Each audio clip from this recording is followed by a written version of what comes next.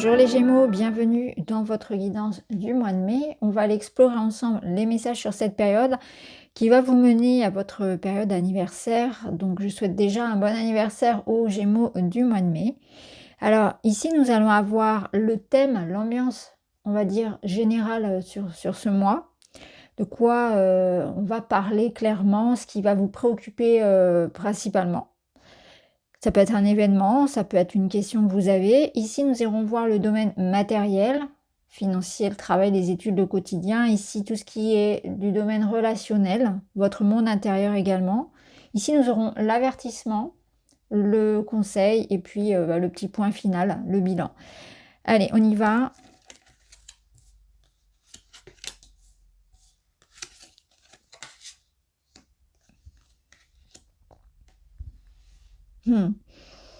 Alors concrètement, là, il y a la sensation que vous êtes en train de partir vers une autre expérience.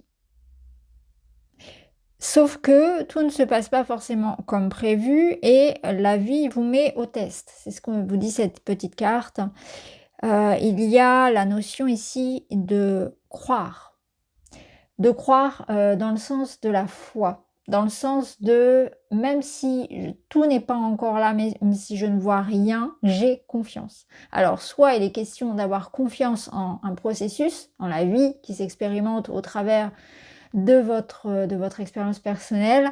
Donc, de se dire que clairement, si j'ai des difficultés, s'il y a des blocages, des retards par rapport à un projet concret, je me dis que de toute façon, ce qui doit arriver, arrivera.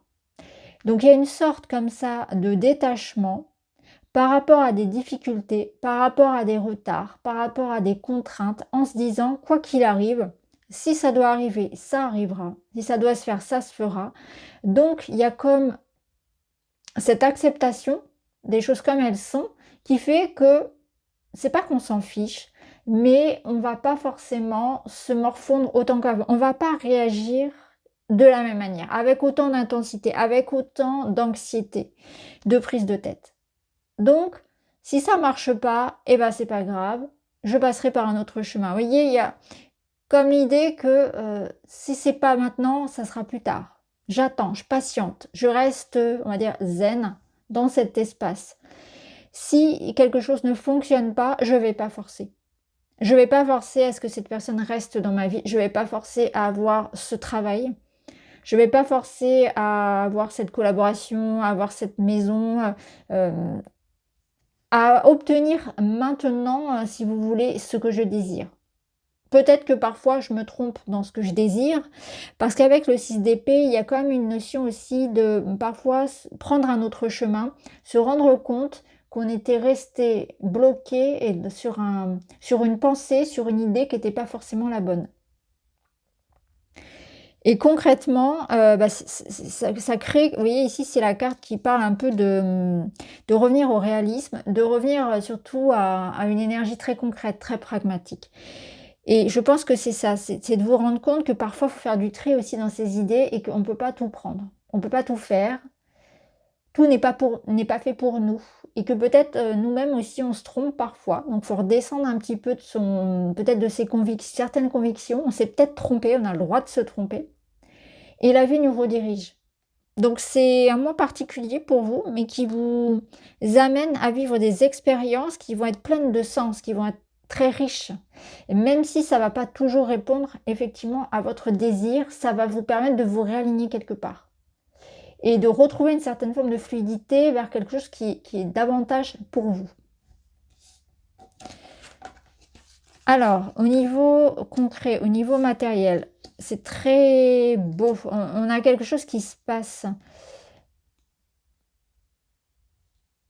On a déjà la créativité qui est très présente. Donc la créativité, c'est pas uniquement dans l'art. Alors bien sûr, ça peut l'être. Si vous êtes un Gémeaux qui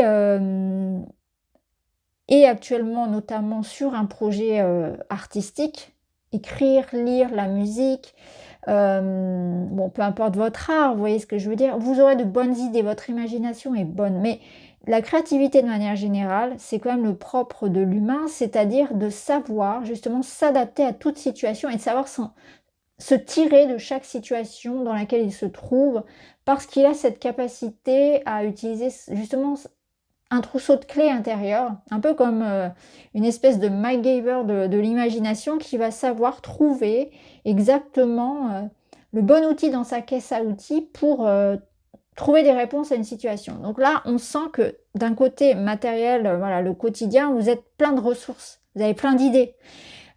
Aussi bien pour donc votre créativité artistique, votre projet, vos idées, mais aussi dans le quotidien en fait. C'est que vous savez, vous avez réponse à tout, vous trouvez des solutions, en fait, vous voyez la solution avant le problème. Vous voyez?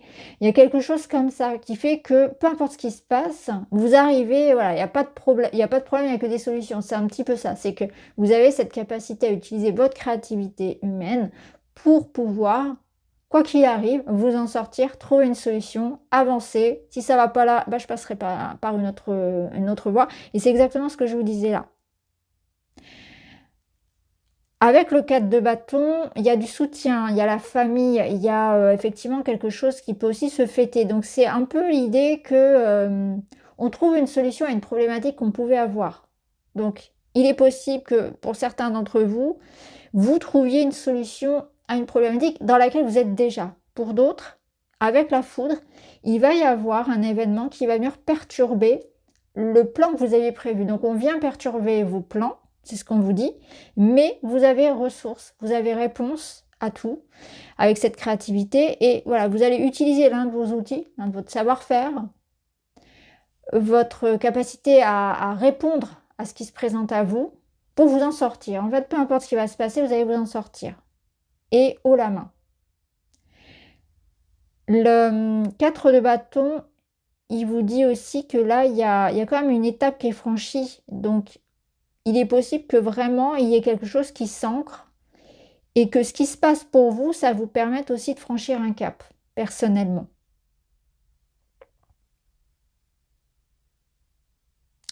Donc je sens que pour certains, vous y êtes déjà, c'est-à-dire que c'est quelque chose que vous êtes en train de traverser et si vous y êtes, c'est quelque part un encouragement où on vous dit mais tu vas y arriver.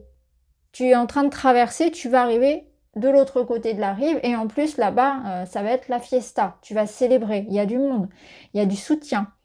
Alors le 4 de bâton peut aussi représenter le fait que ce soit quelque chose qui touche à la famille, qui touche à un projet collectif, à une communauté, à une clientèle, une patientèle, à un couple, à des amis, hein, ça peut être aussi une présence. C'est quelque chose que vous êtes en train de construire et qui vous apporte quelque part un sentiment de sécurité. Ça peut nous dire aussi que, avec un mois de mai un peu challengeant, vous êtes accompagné par le soutien d'une personne ou d'un groupe. Bon, voilà, j'ai déjà cité plein d'exemples, mais vous n'êtes pas seul dans cette situation. Il y a quelque chose qui fait qu'on se serre les coudes. On est là les uns pour les autres. Il y a la solidarité ici, il y a l'entraide. Voilà, on construit quelque chose ensemble, on s'en sort ensemble. On n'est pas seul. Ça peut nous parler de collaboration professionnelle, hein, typiquement pour certains, de manière, oui, on va même dire très précise, hein. Il peut y avoir de ça. Pour d'autres, on a quand même cette notion de fin et qu'on pouvait ressentir aussi là. Donc il peut y avoir des réajustements, des changements au niveau de certains contrats, au niveau de certaines alliances que vous pouvez avoir. Ça peut être ça aussi. Vous pouvez décider que la fête est terminée, on a atteint un objectif, maintenant on peut partir, on peut en finir avec quelque chose. Donc il peut y avoir de ça aussi. Pour certains, c'est la finalité d'un cycle et quelque part vous vous sentez prêt pour autre chose, peut-être pour prendre votre indépendance, pour passer à autre chose. Voilà, il y a une finalité aussi pour certains. Alors dans le domaine du relationnel, on a l'ego ici. Il y a de la rancœur, il y a de la colère, il y a une situation ici qui laisse un goût amer. Il y a les mots qui font mal. Quand on se parle ici, on n'arrive pas à se parler calmement. Tout le monde va avoir raison, on veut prendre le dessus. C'est une situation conflictuelle. Mais c'est la carte qui dit quand même qu'il y a jamais de gagnant en fait dans des situations comme ça, parce que tout le monde se fait du mal au final. Et c'est un petit peu, ici vous voyez, c'est la suite. C'est l'idée de lâcher prise par rapport justement à cette situation où on se fait plus de mal que de bien. Et dans certains cas, il vaut mieux partir, hein. C'est souvent le cas, hein, c'est partir pour arrêter d'alimenter quelque chose. Donc soit c'est partir physiquement, soit c'est arrêter d'alimenter le conflit, arrêter d'alimenter quelque chose qui s'est passé, refaire dans sa tête, ou continuer de communiquer alors que la communication ne mène nulle part. Continuer d'attendre un changement, une réconciliation, où il n'y en aura pas. Lâcher prise sur quelque chose, on n'en démord pas, hein. Dans certaines situations, là, c'est on n'en démord pas. Alors ici, qu'est-ce qu'on a? Il y a un processus en fait. Quelque part ici, il faut passer, effectivement, il faut passer à autre chose. Je pense que ça va plus se passer dans un mental, dans le cœur aussi, hein, dans l'idée que je me libère de quelque chose, je passe à autre chose. Ça, vous voyez, ça progresse, mais je ne le ressens pas dans la notion de progression par des actions et par des événements. C'est plus l'idée qu'il y a un processus intérieur qui fait que moi j'avance. Je ne veux plus rester enfermée dans cette situation qui me blesse, dans cette situation dans laquelle je deviens quelqu'un que je n'aime pas. Je suis en train de devenir quelqu'un d'aigri, quelqu'un qui peut blesser l'autre aussi, quelqu'un en colère tout le temps. Je veux pas être comme ça, je veux pas rester ça, je veux pas être cette personne. Donc je préfère partir, lâcher prise par rapport à cette situation. Donc je me rends compte aussi voilà, de ça. Je me rends compte que parfois je peux être aussi tentée tenter de prendre, de jouer la facilité ou tenter de mentir, tenter de ne pas regarder en face certaines évidences, de me défiler. Donc là, c'est plutôt une carte enfin, un trio de cartes qui vous parle d'une grande maturité au niveau relationnel où j'assume, où je fais les choix qui ne sont pas toujours faciles à faire, où je regarde les situations vraiment avec beaucoup de recul, mais beaucoup de lucidité pour arrêter de nourrir ce qui n'a plus besoin d'être nourri et pour aller de l'avant. Parce que cette situation, elle ne me rend pas forcément, moi, quelqu'un de bon, et je n'aime pas ce que je deviens, ou alors c'est que je subis cette personne en face. Et il faut que j'avance, faut passer à autre chose, il faut que ça bouge. Alors l'avertissement, c'est un 9 de pentacle qui est sorti inversé. Là, il est question de prendre conscience de ce qui vous nourrit, de ce qui vous porte et de ce qui vous apporte de la sécurité, de votre valeur aussi. Donc j'ai l'impression que parfois vous pouvez oublier votre parcours, vos forces, vos ressources, tout ce que vous avez construit. Et parfois vous pouvez aussi, alors, non seulement manquer de reconnaissance peut-être par rapport à vous-même, être très dur avec vous-même vis-à-vis de votre parcours, mais c'est aussi ne pas en profiter assez. Donc cette carte, elle vous dit, profite aussi, donne-toi du plaisir. Offre-toi peut-être des moments de pause. Sois un peu plus indulgent avec toi-même. Tu t'en demandes beaucoup. Peut-être que tu as une haute exigence vis-à-vis de tes résultats, notamment financiers, matériels, professionnels. Peut-être que tu te mets beaucoup de pression pour réussir quelque chose, pour être limite parfait. Et là-dedans, tu te perds, tu te fais du mal aussi. Tu t'épuises, peut-être. Ou alors, tu fais les choses et tu les emmagasines, ça s'accumule en fait. C'est comme si les trophées s'accumulaient, mais donc les gens t'applaudissaient, les gens voyaient ton succès, mais toi, ça t'apporte pas de bien-être, de reconnaissance, de fierté. Tu ressens pas cette fierté-là que les autres peuvent avoir pour toi.